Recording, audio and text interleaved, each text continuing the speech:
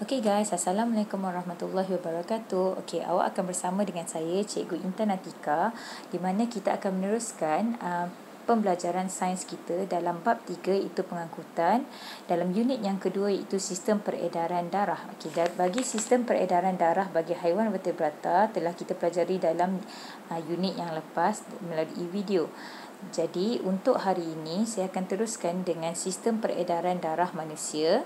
Okey, di mana sistem peredaran darah manusia ni melibatkan satu organ yang terpenting di dalam badan kita, iaitu jantung. Okey, di mana peredaran darah manusia ni melibatkan peredaran darah yang dipam oleh satu organ yang dikenali sebagai jantung ke seluruh badan melalui salur darah yang khusus, iaitu arteri, kapilari dan juga vena. Okey, jadi slide yang saya tunjukkan ni adalah slide bab 3 KSSM. Okey, sepatutnya, tapi saya gunakan slide KBSM. Jadi apa yang awak belajar hari ni sama dengan KBSM sebelum ini. Cuma kedudukan bab sahaja yang berbeza. Okey, kita akan pergi. Okey, so hari ni kita akan memahami bagaimana sistem pengangkutan dalam badan manusia. Okey, first kali, sebelum awak mempelajari bagaimana peredaran darah berlaku, awak perlu mengenal pasti bagaimana struktur jantung manusia. Jadi, struktur jantung manusia ini terbahagi kepada 4 ruang. Okey, ini adalah gambaran sekiranya jantung kita dibelah, dan awak boleh lihat model ini berada di dalam makmal sains, dan saya akan tunjukkan apabila buka sekolah nanti. Okey, untuk struktur jantung, kita lihat. Okey, yang pertama adalah aorta. Ini bukan struktur, ini adalah saluran darah. Okey, aorta adalah saluran darah, di mana aorta berfungsi untuk membawa darah beroksigen ke badan. Okey, seterusnya kita pergi kepada vena pulmonary, di mana vena pulmonary adalah salur darah yang berada di sebelah kiri jantung. Dan dia berfungsi untuk membawa darah beroksigen dari peparu. Seterusnya, vena cava. Vena cava adalah salur darah yang berada di sebelah kanan jantung, dan ia berfungsi untuk membawa darah terdioksigen dari badan. Seterusnya, arteri pulmonary, di mana arteri pulmonary berada di sebelah sebelah kanan jantung, di mana ia berfungsi untuk membawa darah terdioksigen ke peparu. Okey, mungkin sukar untuk awak mengingat, tapi sekiranya awak melihat gambar ini, awak akan perhatikan aorta dan vena pulmonary berwarna merah, di mana berwarna merah menunjukkan dia membawa darah yang beroksigen. Berbeza dengan vena cava dan juga arteri pulmonary yang berwarna biru, di mana ia menggambarkan ia membawa darah yang tidak beroksigen. Okey, pergi kepada slide yang seterusnya, struktur ruang jantung. Okey, seperti yang saya cakap, jantung manusia mempunyai 4 ruangan, 4 bahagian jantung, di mana kita lihat atrium kiri, ventricle kiri. Atrium kiri berada di sebelah atas kiri jantung, dan ventricle kiri berada di sebelah bawah kiri jantung. Seterusnya, atrium kanan dan ventricle kanan. Atrium kanan berada di sebelah atas kanan jantung, dan juga ventricle kanan berada di sebelah bawah kanan jantung. Okey, pergi kepada struktur injap jantung. Okey, injap berfungsi untuk memastikan darah mengalir dalam satu arah, tetapi nama injap berbeza bagi setiap kedudukannya. Okey, kita lihat yang pertama, injap bikuspid, di mana injap bikuspid terletak di antara atrium kiri dan juga ventricle kiri. Berbeza dengan injap trikuspid, di mana injap trikuspid berada di antara atrium kanan dan ventricle kanan. Jadi, injap bikuspid dan injap trikuspid awak boleh ibaratkan seperti pintu di antara dua bilik. Kemudian adanya injap sabit, di mana injap sabit terletak di sebelah kiri dan kanan jantung yang keluar daripada jantung. Pergi kepada salur darah. Okey, Jika awak lihat dalam buku teks muka surat 85, kita akan dapat perhatikan salur darah yang berada di sekeliling badan kita yang mempunyai warna yang berwarna biru dan juga berwarna merah, di mana warna biru diwakili oleh vena dan warna merah adalah arteri. Okay, so seperti dalam slide ni, dia kata, okay, vena membawa darah kembali ke dalam jantung dan vena cava ialah vena yang terbesar dalam badan. So, awak kena ingat vena warna biru, jadi dia membawa darah yang kurang beroksigen.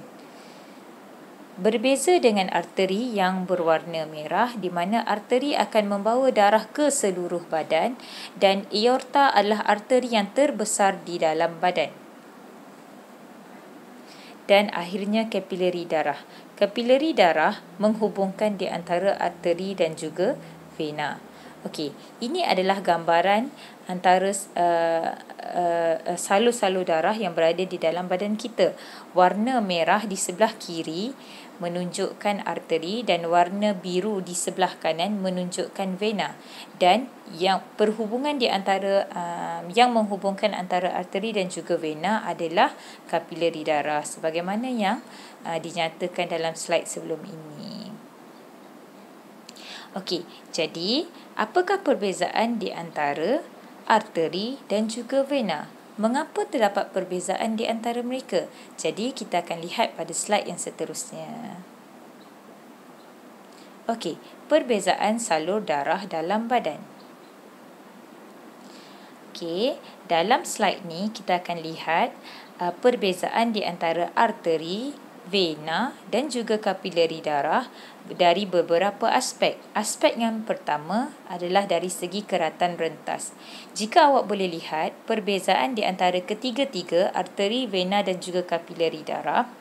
Okey, arteri mempunyai saiz lumen yang lebih kecil, di mana kalau awak lihat dinding arteri itu kelihatan lebih besar dan ia menyebabkan saiz lumen menjadi lebih kecil. Lumen ni ibaratkan lumen dan salur darah ni awak ibaratkan seperti tiup getah yang awak guna dalam tandas tu. Okay, dan lubang di dalam tu sebagai lumen dan salur getah tu sendiri sebagai salur darah. Jadi sekiranya salur getah yang awak pakai dalam tandas tu, salur getah tu lebih tebal, jadi lubang ataupun lubang di dalam tu ataupun yang kita panggil sebagai lumen untuk salur darah ni lebih kecil. Sekiranya lebih nipis dinding dia tu, dinding salur getah tu, dia menyebabkan saiz lumen tu menjadi lebih besar. Jadi inilah yang kita boleh anggap untuk arteri dan juga vena. So arteri mempunyai dinding yang lebih tebal, jadi menyebabkan saiz lumen lebih kecil. Vena dinding yang lebih nipis dan menyebabkan saiz lumen menjadi lebih besar. Dan juga kapilari darah, lumen dia sama sahaja. Okey. Okey, kita lihat fungsi. Okey, untuk fungsi, arteri mengangkut darah keluar daripada jantung. Maksudnya, bila dia membawa darah yang keluar daripada jantung, ini bermakna dia membawa darah yang beroksigen. Okey. Jadi, dia perlukan ketebalan dinding yang sangat tebal. Okay. Untuk vena, mengangkut darah masuk ke jantung. So, selepas oksigen telah dihantar ke seluruh badan, darah yang tinggal hanyalah darah yang kurang beroksigen. Jadi, vena akan membawa peranan ini untuk membawa darah kembali semula ke jantung.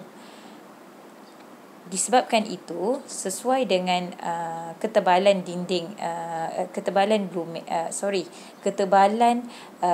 vena yang lebih nipis. Okay, jadi dia membawa darah yang kurang beroksigen. Kapilari darah menyambungkan arteri dan juga vena. Dari segi saiz arteri lebih kecil, saiz lumen bagi arteri lebih kecil, saiz lumen bagi vena lebih besar dan saiz kapilari darah sangat kecil. Okey, dari segi ketebalan dinding, macam saya dah explain tentang keratan rentas tadi, di mana kita sudah sedia maklum ketebalan dinding bagi arteri adalah lebih tebal dan juga kenyal untuk menahan tekanan yang tinggi yang wujud semasa jantung mengepam darah ke dalamnya. Maksudnya darah yang bertekanan tinggi, dia memerlukan dinding yang lebih tebal. Jika dinding nipis, dia boleh menyebabkan kebocoran pada salur darah. Okey, untuk vena, dindingnya lebih nipis dan kurang kenyal. Okey, bersesuaian dengan peranannya yang membawa darah yang kurang beroksigen.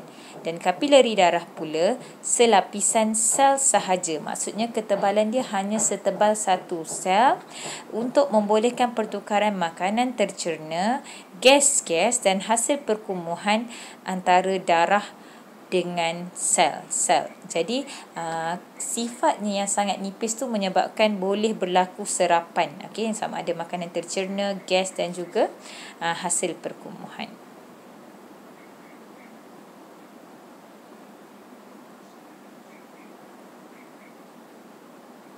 Okey, selain daripada itu juga, aspek yang seterusnya adalah kewujudan injap. Okey, bagi arteri tiada injap kerana jika awak perhatikan daripada awal tadi, injap berfungsi untuk memastikan pengaliran darah sehala. Okey, jadi untuk arteri membawa darah yang beroksigen yang memang bertekanan tinggi dan berkelajuan tinggi. Jadi dia tidak memerlukan injap untuk membawa darah ke seluruh badan. Bagi vena mempunyai injap sabit bagi mengelakkan darah daripada mengalir ke arah yang bertentangan kerana vena membawa darah yang kurang beroksigen. Jadi, darah tersebut kurang laju ataupun lebih perlahan dan menyebabkan dia memerlukan injap sabit. Okey, bagi kapilari darah tiada injap juga. Okey, dari aspek jenis darah, arteri membawa darah yang beroksigen kecuali arteri pulmonary. Okey, bila awak tahu arteri membawa darah beroksigen, bila sebut pulmonary, dia tidak akan membawa darah beroksigen. Okey, bagi vena pula, membawa darah yang terdioksigen, maksudnya darah yang kurang beroksigen kecuali vena pulmonary. Bila sebut pulmonary, dia terkecuali. Okey, kapilari darah pula mengangkut darah beroksigen ke sel-sel badan dan darah terdioksigen dari sel. Maksudnya darah yang masuk dan keluar adalah melalui kapilari darah. Okey, dari segi kadar pengaliran. Kadar pengaliran, bila sebut kadar, dia berkait dengan masa. Okey, jadi arteri, dia akan darah yang mengalir lebih deras dan pada tekanan yang tinggi. Okey, darah yang beroksigen mempunyai tekanan yang tinggi dan menyebabkan pengaliran darah tu berlaku sangat laju. Okey, untuk vena, darah mengalir dengan perlahan pada tekanan yang rendah. Okey, dan untuk kapilari darah pula, darah mengalir dengan deras dan pada tekanan yang tinggi. Kerana di kapilari darah inilah berlakunya pemindahan oksigen ke sel-sel. Okey, kita boleh lihat, untuk ini adalah last slide untuk hari ini, di mana kita akan lihat carta aliran peredaran darah.